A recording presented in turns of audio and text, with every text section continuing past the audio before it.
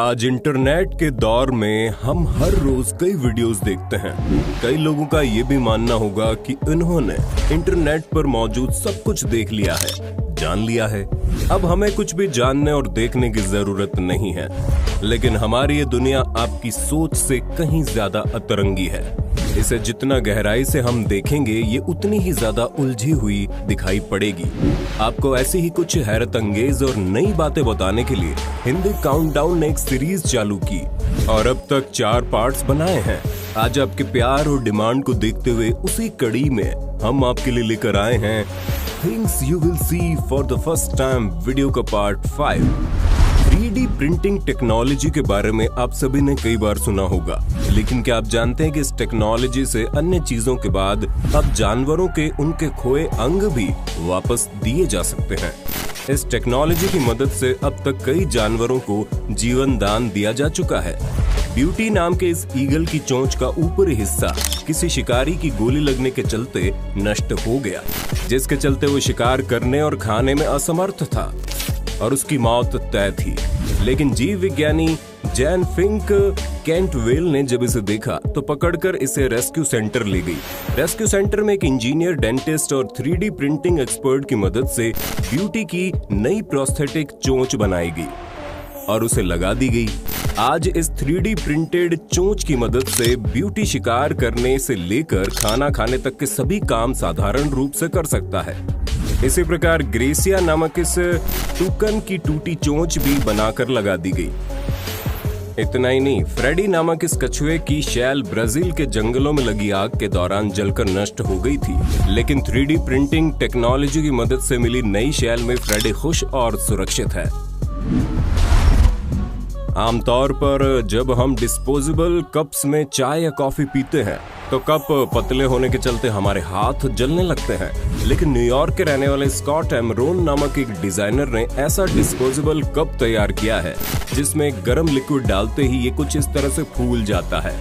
दिखने में भले ही भयानक लगे, लेकिन कप का ये फूला हुआ हिस्सा उसी तरह काम करेगा जैसे कि एक साधारण कप में उसे पकड़ने वाला कप होल्डर काम करता है।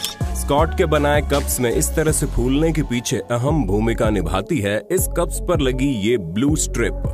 ये ब्लू स्ट्रिप ऐसे मटेरियल से बनी होती है जो टेम्परेचर हाई होते ही एक्सपैंड या कहें तो फूलना शुरू कर देती है। स्कॉट के मुताबिक ये कप्स आपको साधारण डिस्पोजेबल कप्स के दामों में उपलब्ध करवाए जाएंगे। वहीं एक व्यक्ति के कंफर्ट जोन को देखते हुए बनाए गए इन कप्स को डिस्पोजेबल कप्स का फ्यूचर बताया जाए तो कोई अतिशयोक्ति नहीं होगी। बंदरों की उछल कूद भरी हरकतों से आप सभी भली भांति वाकिफ होंगे। बंदर एक जगह से दूसरी जगह जाने के लिए ऊंची ऊंची बिल्डिंग्स को भी आसानी से फांद लेते हैं। बंदरों को कभी तार से लटक कर तो कभी एक से दूसरी जगह कूद कर जाते हुए तो हम अक्सर देखते हैं। लेकिन हाल ही में इंटरनेट पर एक वीडियो सुर्खियों में आया जिसमें कुछ बंदरों को एक से दूसरी बिल्डिंग तक जाने के लिए बिजली की तारों पर स्लाइड करते हुए देखा गया। वीडियो किस जगह पर रिकॉर्ड किया गया है इस बात का तो कोई पुख्ता सबूत हमें नहीं मिला, लेकिन बंदरों की ऐसी हरकत लोगों को काफी अचंभित कर रही है। ठीक इसी प्रकार से जनवरी 2019 के दौरान जापान के मुत्सो में भी कुछ बंदरों को किसी प्रोफेशनल रोप वॉकर की तरह बिजली की तारों पर चलते हुए देखा गया। ट्विटर पर अपलोड की गई ये क्लिप्स भी इंटरनेट पर जमकर वायरल हुई और बंदरों की हरकत ने हर किसी को हंसने पर मजबूर कर दिया। ये इंटरेस्टिंग फैक्ट बताने से पहले हम आपसे एक सवाल पूछना चाहेंगे कि बर्फ में अगर हम गोली चलाएंगे तो क्या होगा? जल्दी से ईमानदारी से कमेंट करके अपना जवाब दे दें। जरूर आप सभी ने यही कमेंट किया होगा कि गोली बर्फ में छेद कर पार हो जाएगी, या फिर अगर बर्फ की परत मोटी है तो बर्फ को थोड़ा तोड़ कर रुक जाएगी। लेकिन जानकारी के लिए बता दें कि आपका जवाब 10 में से 8 बार ही सही होगा और बचे हुए 2 अटेम्प्ट्स में आप हैरान रह जाएंगे। दरअसल इन 2 प्रयासों में गोली बर्फ पर हल्का सा डैमेज पहुंचाकर बर्फ की सतह पर गोल गोल किसी चक्कर घिन्नी की तरह स्पिन करना शुरू कर देगी। ये प्रक्रिया गोली फायर करने के एंगल और बर्फ कितनी ठोस है इस बात पर डिपेंड करती है। सही एंगल से गोली जाने पर तो ये बर्फ को छेद कर पार हो जाएगी, वहीं जब एंगल सही नहीं रहता तो बर्फ ज्यादा ठोस होती है तो गोली बर्फ में छेद करने के बजाय बर्फ में हल्का सा डैमेज पहुंचाकर बाउंस कर सतह पर नाचने लगती है। क्योंकि गोली गर्म होती है और उसमें अवशिष्ट ऊर्जा बची होती है, जिससे सतह पर मौजूद बर्फ पिघलती है और भाप का छोटा सा वोर्टेक्स यानी कि भंवर नीचे से ऊपर की ओर बनता है, जो गोली को अपने साथ नचा डालता है। खैर, हम आपको ऐसा करने की बिल्कुल सलाह नहीं देते।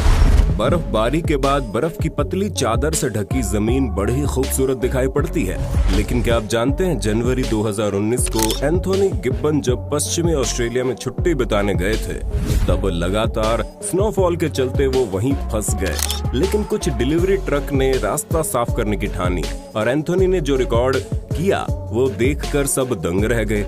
जी हाँ, स्नोफॉल के बाद बर्फ की ऊंचाई लगभग 13 फुट ऊपर तक पहुंच गई थी और ट्रक उसमें पूरा डूबा हुआ रास्ता बनाता साफ देखा जा सकता है। भेड़ के बाल हमें ऊन देते हैं और इन्हें नहीं काटा जाए तो ये लगातार बढ़ते ही चले जाते हैं। ये बात तो हम सभी जानते हैं, लेकिन क्या आपको पता है कि सितंबर 2015 के दौरान ऑस्ट्रेलिया के वेस्टर्न क्रीक के जंगलों में खोए क्रिस नामक इस भेड़ के बाल उसके जन्म से 5 सालों तक नहीं काटे गए, और जब वो मिला और उसके बाल काटे गए तो उससे 42.45 किलोग्राम ऊन इकट्ठा की गई। जानकारी के लिए बता दें कि इतनी ऊन से 30 स्वेटर आराम से बनाई जा सकती है। ये ऊन एक भेड़ से मिली ऊन का वर्ल्ड रिकॉर्ड था। वहीं इस भेड़ को शेव करने वाले शख्स इयान एल्किंस की माने तो जब उन्हें जंगलों में घूमता हुआ भेड़ दिखाई दिया तो वो ढंग से चल भी नहीं पा रहा था, और अगर उसे कुछ हफ्तों तक शेव नहीं किया जाता तो शायद उसकी मौत भी हो सकती थी, क्योंकि उसके शरीर पर ऊन का वजन उसके कुल बॉडी वेट से भी ज्यादा हो चुका था। और ज्यादा ऊन के चलते भेड़ की स्किन पर खुजली और इन्फेक्शन के चलते कई जख्म भी आ चुके थे। आपने बचपन में पत्ती के पीछे पेन की शाही लगाकर वो एक्सपेरिमेंट तो जरूर किया होगा जिसमें पत्ती किसी नाव की तरह आगे आगे भागती है। ये एक्सपेरिमेंट करने के बाद हम अपने आप को अल्बर्ट आइंस्टीन का भी बाप समझने लगते थे। खैर, ये याद तो अपने बचपन से जुड़ी हुई बहुत पुरानी है, लेकिन आज भी कई लोग इसके पीछे की वजह नहीं जानते। ऐसा महज इसलिए होता है कि इंक की सरफेस टेंशन पानी से कम होती है, इस वजह से वो मिक्स नहीं हो पाती और पानी से दूर भागने लगती है, और इसी जद्दोजहद में अपने साथ जुड़ी हुई चीजों को भी अपने साथ खींचने लगती है। इसे मैरंगोनी इफेक्ट भी कहते हैं। इसे आप साबुन से भी कर सकते हैं। जैसे ही कोई स्याही या साबुन वहां लगाता है तो इनमें मौजूद सर्फेक्टेंट से सरफेस टेंशन कम हो जाती है, और यानी कि ग्रिप पत्ती पर कम हो जाती है। वहीं अगर आपको अब भी ये लगता है कि इस एक्सपेरिमेंट में कुछ हाथ पत्ते का भी रहता है, तो आप ये ट्रिक किसी और चीज के साथ भी ट्राई कर सकते हैं। अपने चहेते मिस्टर इंडियन हैकर भी इसके पीछे की वजह बता चुके हैं। एवलांच यानी हिमस्खलन से होने वाली तबाही के बारे में तो आप सभी ने कई बार सुना होगा। कई बार एवलांच इतने ज्यादा खतरनाक होते हैं कि इनमें करोड़ों रुपए के नुकसान के साथ कई लोगों की जान तक चली जाती है। लेकिन एवलांच के चलते ज्यादा जानमाल का नुकसान ना हो, इसके लिए कई देशों की सरकारों ने एक अनोखी टेक्निक का इस्तेमाल शुरू किया, जिसके दौरान जिस किसी भी एरिया में भारी मात्रा में बर्फ पाई जाती हो और हिमस्खलन होने के चांसेस ज्यादा हो, वहां पर आसपास का इलाका खाली करवाकर तोपों की मदद से जानबूझकर हिमस्खलन करवाया जाता है। तोप के गोले लगने से बर्फ सरकना शुरू हो जाती है, जिसके चलते एक आर्टिफिशियल एवलांच शुरू हो जाता है। ऐसा करने से अचानक हिमस्खलन होने के चांसेस खत्म हो जाते हैं और किसी भी प्रकार से इंसान इसके चपेट में नहीं आते। हम सभी जानते हैं कि किशमिश को अंगूर से बनाया जाता है, और हमें ये भी पता है कि अंगूरों को सुखाकर किशमिश तैयार की जाती है। लेकिन एक सवाल इसके बावजूद भी हमारे मन में हमेशा उठता है, ये किशमिश बनाने का क्या प्रोसेस होता है? मतलब कि इसे सीधा सुखाया जाता है या फिर अन्य किसी तरीके से सुखाकर तैयार किया जाता है? लेकिन जानकारी के लिए बता दें कि अंगूर को सीधे सुखाकर किशमिश तैयार की जा सकती है। जैसा कि आप 50 दिन के इस टाइम लैप्स वीडियो में देख पा रहे हैं, जिसमें हरे हरे अंगूर लाल किशमिश में बदलते बड़े सेटिस्फाइंग लग रहे हैं। लेकिन कई लोग किशमिश बनाने के लिए अंगूरों को पहले उबालने और फिर सुखाने की विधि भी काम में लेते हैं।